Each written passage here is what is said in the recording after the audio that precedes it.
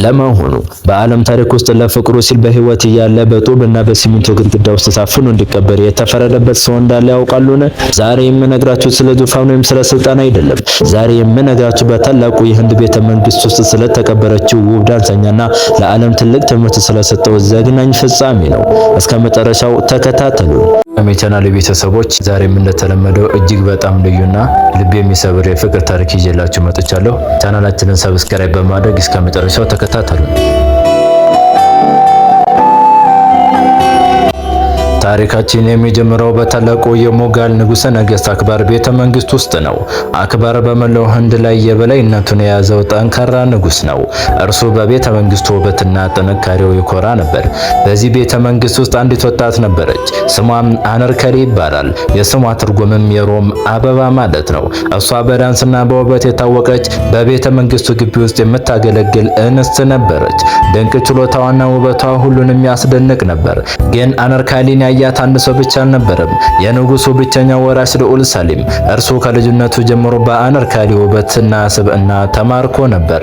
ሳሊም ምንም እንኳን የዙፋን ወራሽ ቢሆንም ከቤተ መንግስቱ ህጎችና ከንጉሳዊው ስርዓት ይልቅ የፍቅርን ጥልቀት የሚሻ ስሜታዊ ወጣት ነበር። በዳንሷ ውስጥ የሚታየውን ጥበብ ብቻ ሳይሆን በስተጀርባዋ ያለውን የነፍስ ስሜትም ይመለከት ነበር። ይህ ፍቅር ግን በንጉሳውያን ዘንድ የተከለከለ ነበር። በንጉሳዊው ስርዓት ዘንድ የንጉሱ ልጅ ከዝቅተኛ ማህበራዊ ደረጃ ካላት ሴት ጋር ፍቅር መያዙ የማይታሰብ ነው። የዘውዱንም ክብር ያዋርዳል ተብሎ ይታመናል። ሳሊም ይህንን ቢያውቅም ፍቅሩን መደበቅ ግን አልቻለም ነበር። ለአነርካሊ ያለው ፍቅር እያደገና እያበበ ሄደ። አነርካሊም ይህንን ፍቅር በአክብሮትና በፍርሃት ተቀበለችው። ይህ ፍቅር ለሁለቱም አደገኛ እንደሆነ እያወቀች ግን መቃወም አልቻለችም ነበር። ንጉሥ አክባር ይህንን ጉዳይ ሲሰማ ቁጣው በረታ። የቤተ መንግስቱ ግድግዳዎች በእርሱ ጩኸት ተናወጡ። ንጉሱ ሳሊምን አስጠርቶ ፍቅሩን እንዲያቆም አነርካሊን እንዲረሳ ቢያዘውም ሳሊም ግን አሻፈረኝ አለ። ለአነርካሊ ያለው ፍቅር ከዙፋኑና ከህይወቱ የበለጠ ነበር። ይህ ግጭት እየከረረ ሄዶ በመጨረሻ በልዑል ሳሊምና በአባቱ በንጉሥ አክባር መካከል ወደ ጦርነት አመራ። ሳሊም ለአነርካሊ ካለው ፍቅር የተነሳ በገዛ አባቱ ላይ ጦርነት አወጀ። አባቱ መላው የሞጋል ግዛትን የሚያስተዳድሩ ጠንካራ ጦር ያላቸው ታላቅ ንጉሥ ነበሩ። ሳሊም ግን ፍቅሩን ለመከላከል ሲል ህይወቱን አደጋ ላይ ጣለ።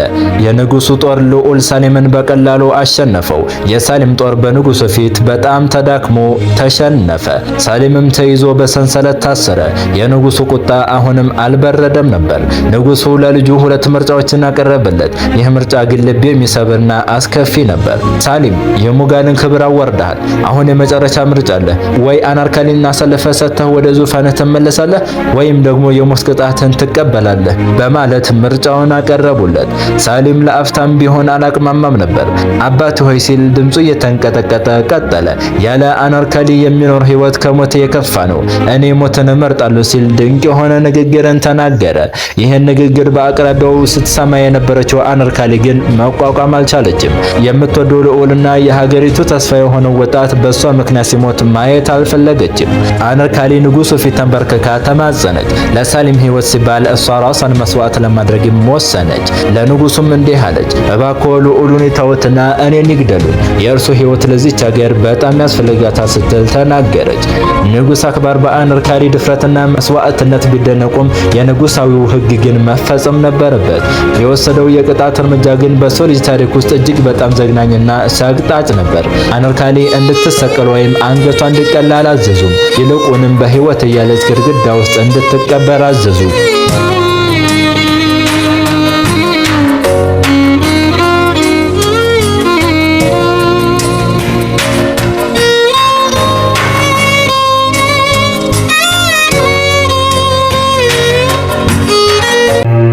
ያ አስፈሪ ቀን ደረሰ። በቤተ መንግስቱ ቅጥር ግቢ ውስጥ አንድ ጠባብ የጡብ ቤት ተሰራ። አነርካሊ ወደዚያ ጠባብ ክፍል እንድትገባም ተደረገ። ሳሊም ግን በሰንሰለት ታስሮ የሚወዳት ፍቅረኛው በጡብና በሲሚንቶ ስትሸፈን እንዳይ ተገደደ። አነርካሊ በመጨረሻዋ ሰከንድ ሳሊምን ተመለከተችው። አይኖቿ እንባ አላቀረሩም። ይልቁንም ለአንተ ስል መሞት ለኔ ክብር ነው የሚል መልእክት ያስተላለፉ ነበር። አንድ በአንድ ጡቦቹ መደራረብ ጀመሩ። መጀመሪያ እግሯ፣ ከዚያም ወገቧ፣ ሙሉ ሰውነቷ ተሸፈነ። ሳሊም ይጮሃል። ሰንሰለቱን ለመበጠስ ይታገላል። የአባቱን እግር እየሳመ ወድቆ ይለምናል። ግን ማንም ሊሰማው አልቻለም ነበር። የመጨረሻው ጡብ ሲቀመጥ የአነርካሊ ውብ ፊት ለዘላለም ተሰወረ። ያቺ የሮም አበባ በጨለማ ግድግዳ ውስጥ ታፍና ሕይወቷ አለፈ።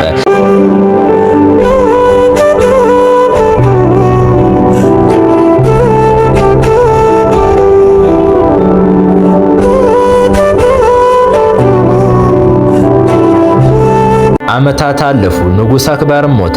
ልዑል ሳሊም ደግሞ ንጉስ ጃሃንጊር ተብሎ ዙፋኑን ወረሰ። ንጉስ ቢሆንም ግን ልቡ አሁንም በዚያ ግድግዳ ውስጥ ካለችው አነርካሊ ጋር ነበር። ጃሃንጊር ወደ ፓኪስታን በመሄድ ለፍቅረኛው መታሰቢያ የሚሆን እጅግ የሚያምር ነጭ መቃብር አስገነባ። በመቃብሩ ላይ ደግሞ የሰው ልብ የሚነካ በጣም አስደናቂ የሆነ ንግግርን እንዲጻፍ አደረገ። የፍቅረኛዬን ፊት አንድ ጊዜ ማየት ብችል ኖሮ እስከ ትንሣኤ ቀን ድረስ አምላኬን አመሰግን ነበር ብሎ አጻፈ። ውድ ተመልካቾቻችን የሳሊምና የአነርካሊ ታሪክ እዚህ ላይ ያበቃል።